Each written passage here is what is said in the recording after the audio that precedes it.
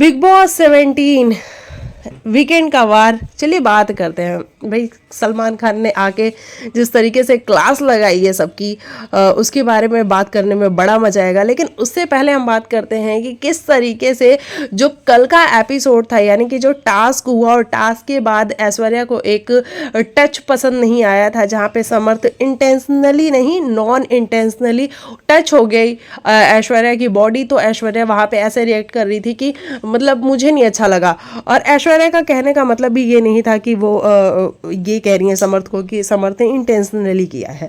वहाँ पे अंकिता ने भी स्टैंड लिया कि नहीं, यहाँ बॉयज़ का कोई ऐसा इंटेंशन नहीं है कि वो किसी गर्ल को या किसी लड़की को ऐसे टच करे। तो ये बात तो क्लियर हो गई थी। लेकिन वो फाइट कंटिन्यू चल ही रही थी और इतने में खानजादी ने एक वर्ड बोल दिया, अटेंशन सीकर हो ऐश्वर्या, और तुमने इसीलिए किया है। बस ये बात तो बोली ही कि तकलीफ इतनी ज़्यादा बढ़ गई, ऐश्वर्या का रोना निकल गया, ऐश्वर्या रोई वहाँ पे। तो मैं ऐश्वर्या का रोना कहीं ना कहीं जेन्युइन समझती हूँ, क्योंकि ऐश्वर्या ने बोला इस बात को कि यार मेरा है एक ट्रॉमा ऐसा जो पे मैं अनकंफर्टेबल हो जाती हूँ किसी के भी टच से। तो ये 100% मैं अग्री करती हूँ इस बात से कि जिसके ऊपर जो बीतती है वो उसको ट्रॉमा ही समझता है और उसके लिए वो बहुत अजीब सी चीज़ होती है। तो ऐश्वर्या के लिए ऐसा था, मैं इस बात से अग्री करती हूँ। लेकिन रिंकू जी जिस तरीके से खानजादी से लड़ रही थी और बहुत सारी उल्टी सीधी अग्रेशन में आके चीज़ें बोल रही थी, मैं खानजादी को भी ये नहीं कह रही कि खानजादी बिल्कुल चुप थी। लेकिन आपको अगर याद होगा तो खानजादी के साथ भी तो आप सबने मिलके किया है ना, नील, ऐश्वर्या, रिंकू जी, मतलब ये सारे मिलके खानजादी पे चढ़े हैं। तो खानजादी क्यों नहीं करेगी? खानजादी तो करेगी ही ना। जब वो बीमार थी, जब वो लो चल रही थी, जब इस शो के जो होस्ट है वो कंटिन्यू हर वीकेंड के वार पे आके उसकी बैशिंग करके जाते थे और वो और टूटती चली जाती थी। अभिषेक के साथ उसका बॉन्ड अच्छा नहीं चल रहा था। घर में सिर्फ 2 ही ऐसे लोग थे, एक अनुराग और एक अंकिता, जिन्होंने उसको संभाला, खड़ा किया और वो वापस से आई है गेम में। तो वो तो रिप्लाई करेगी ही ना। आप सबका बार बार ये बोलना कि जा कंबल में चली जा, जा कंबल में चली जा, कंबल में जाके रोती रहती है, ये करती रहती है, वो आपको रिप्लाई तो करेगी।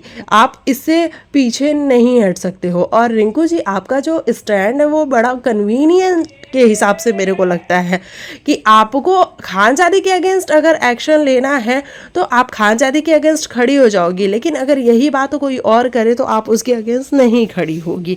तो ये आपको समझना पड़ेगा। आप सभी को अगर याद हो तो एक वीकेंड के वार पे जब सलमान खान ने बैशिंग की थी और खानजादी स्टेज छोड़ के चली गई थी, बाथरूम में जाके वो रो रही थी फूट फूट करके, तो नील ने ये बोला था कि छोड़ो उसको, उसके पीछे पीछे कोई नहीं जाएगा, उसको मनाने कोई नहीं जाएगा, क्योंकि वो एक नंबर की अटेंशन सीकर है, वो सिर्फ अटेंशन के लिए कर रही है।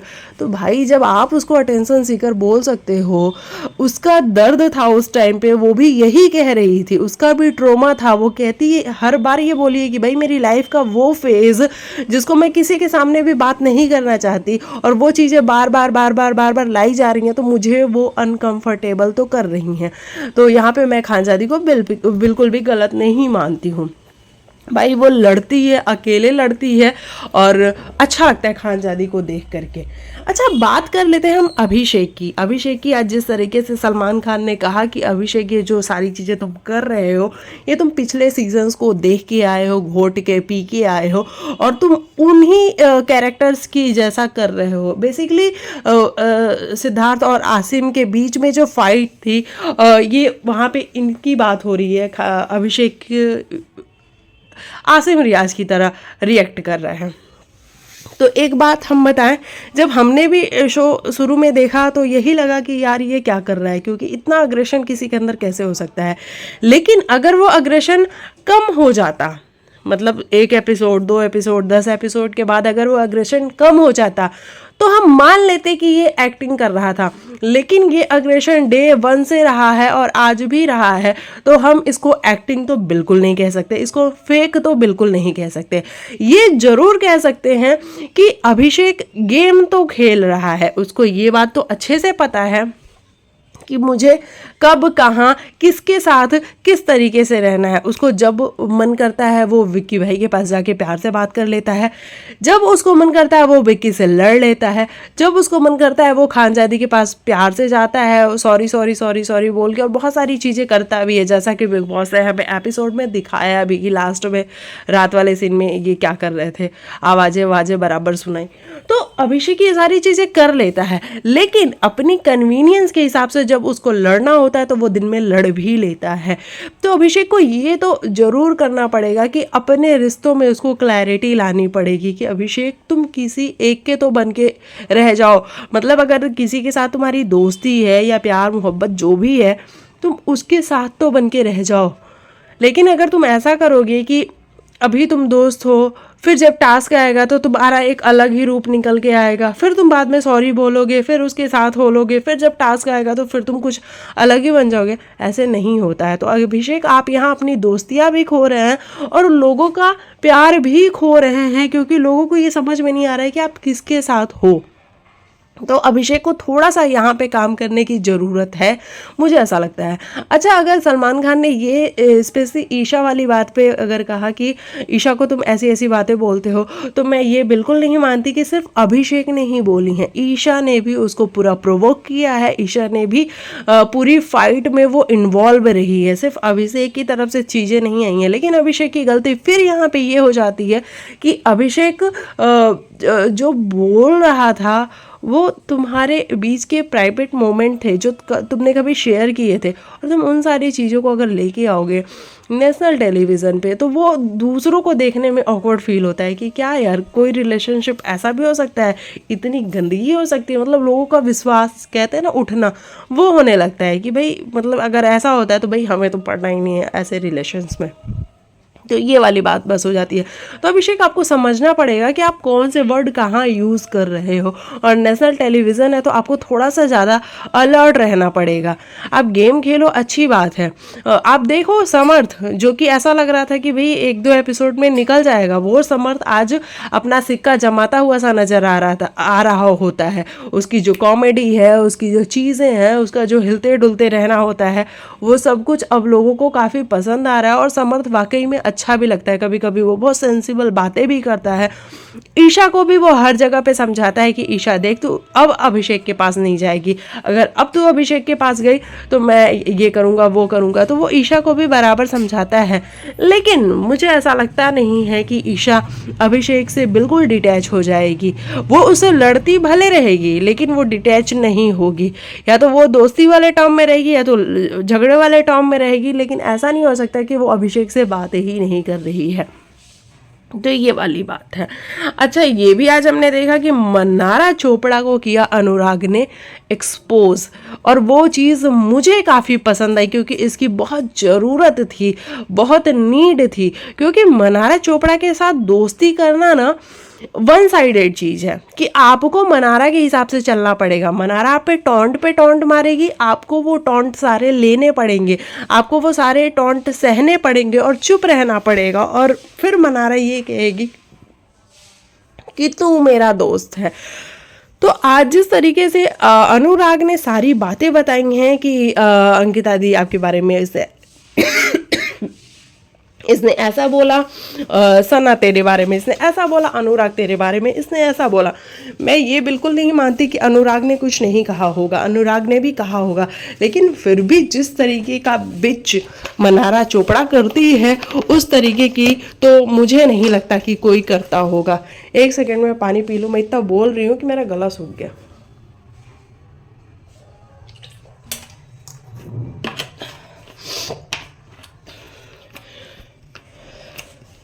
तो ये वाली बात है।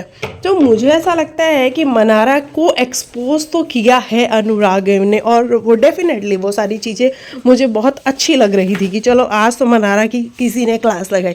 लेकिन मुनावर सब कुछ सुनते हुए, जानते हुए, समझते हुए, और वो जानता है कि मन्नारा बिच तो करती है, मन्नारा के साथ दोस्ती आप करोगे और वो बिच ना करे तो ऐसा हो ही नहीं सकता है। लेकिन फिर भी मुनावर इस बात से अग्री नहीं हो रहा था, और उसका था कि नहीं नहीं अभिषेक ऐसा है, नहीं अभिषेक से वो बैठ के बातें कर रहा था, नहीं नहीं अनुराग ऐसा है, अभिषेक कह रहा था कि मनारा की भी गलती है, तो भाई मनारा की बहुत सारी गलतियां हैं। आज वैसे वीकेंड के वार पे ये हमें क्लैरिटी में भी मिल जाए कि सलमान खान उसको थोड़ा सा उसकी बैशिंग करेंगे और समझाएंगे कि भाई तुम वो बिगड़ा हुआ बच्चा हो, वो कौन सी गुड़िया, छोटी सी प्यारी सी गुड़िया हो जो समझने को तैयार नहीं है, जो बचपन निकल गया है लेकिन अभी भी बचपने में ही जी रही है। और मुनावर को भी ये समझाया जा रहा है कि भैया मुनावर, क्या आपने इनका ठेका लेके रखा हुआ है कि ये कितनी भी गलतियां करेंगी और आप चुपचाप सहते रहेंगे, या फिर आपको ये खुद को अवार्ड दिलवाना है कि भाई मैं तो सह सकता हूँ, ये चाहे कुछ भी करे मैं तो सह सकता हूँ। तो इन सब चीज़ों के बाद एक क्लैरिटी तो मे भी मुनावर को मिले, लेकिन मुझे पता नहीं क्यों फिर भी ना ऐसी वाली वाइब आती है कि बिग बॉस ने तो मुनावर और मनारा को एक साथ किया ही है। मुनावर भी मनारा को छोड़ेगा तो नहीं ही, वो लेके ही चलेगा, क्योंकि मुनावर पिछले सीजन में भी आप सबने अगर देखा हो जब लॉकअप था वहाँ पे भी वो अंजलि के साथ डे 1 से था। अंजलि को ज़्यादा गेम समझ में नहीं आती थी और मुनावर उसके साथ डे 1 से था।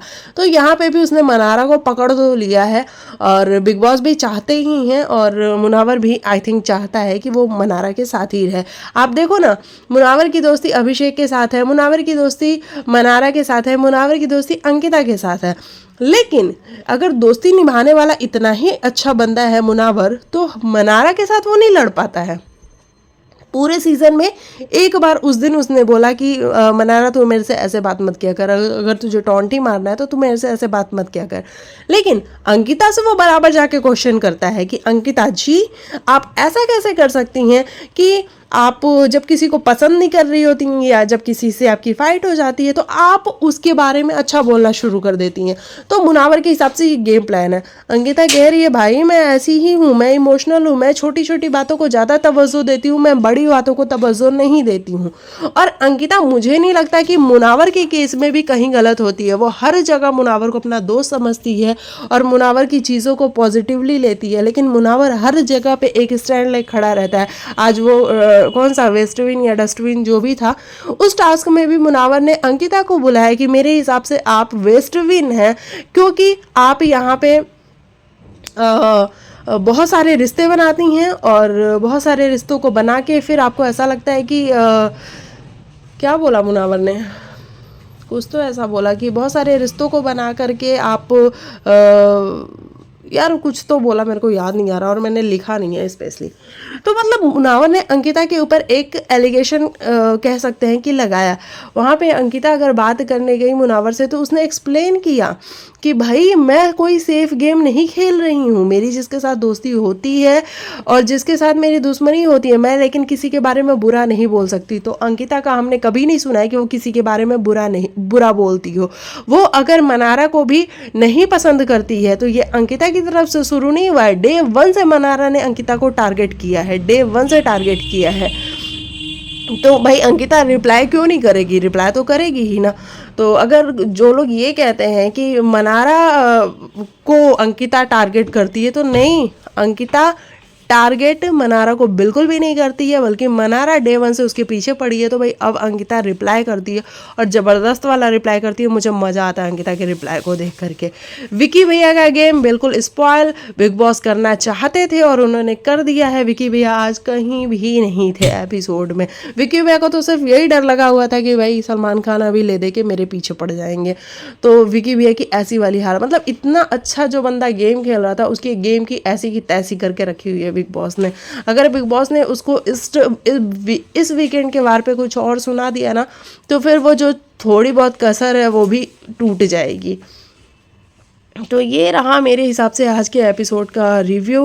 और बाकी आप लिखिएगा आपको क्या है कहना। मैं बहुत शॉर्ट में वीडियो बनाती हूँ, बहुत फटाफट से बनाती हूँ, तो आप अपनी राय कमेंट में लिखिएगा। मिलते हो नेक्स्ट वीडियो में, तब तक के लिए बाय बाय, टेक केयर, अपना ख्याल रखिए।